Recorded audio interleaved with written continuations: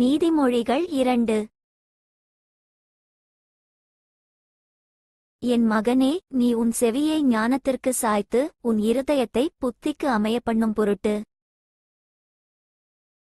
நீ என் வார்த்தைகளை ஏற்றுக்கொண்டு என் கட்டளைகளை உன்னிடத்தில் பத்திரப்படுத்தி ஞானத்தை வா என்று கூப்பிட்டு புத்தியை சத்தமிட்டு அழைத்து அதை வெள்ளியைப் போல் நாடி புதையல்களை தேடுகிறது போல் தேடுவாயாகில்.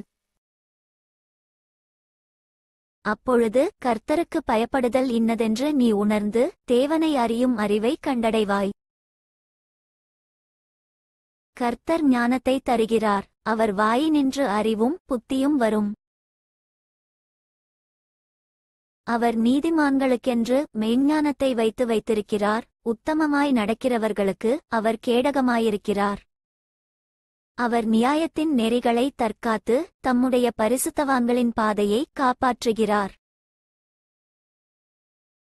அப்பொழுது நீதியையும் நியாயத்தையும் நிதானத்தையும் சகல நல்வழிகளையும் அறிந்து கொள்ளுவாய்.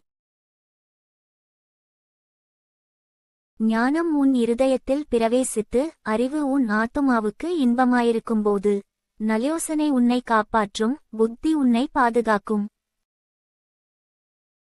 அதனால் நீ துன்மார்க்கனுடைய வழிக்கும் மாறுபாடு பேசுகிற மனுஷனுக்கும் அந்தகார வழிகளில் நடக்க நீதிநெறிகளை விட்டு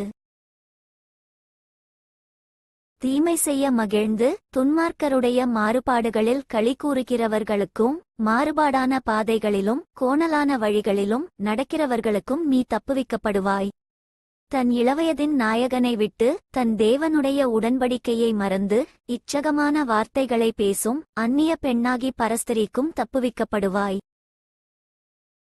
அவளுடைய வீடு மரணத்துக்கும் அவளுடைய பாதைகள் மரித்தோரிடத்திற்கும் சாய்கிறது. அவளிடத்தில் போகிறவர்களில் ஒருவரும் திரும்புகிறதில்லை, ஜீவபாதைகளில் வந்து சேருகிறதுமில்லை. ஆதலால் நீ நல்லவர்களின் வழியிலே நடந்து நீதிமான்களின் பாதைகளை காத்துக்கொள்வாயாக.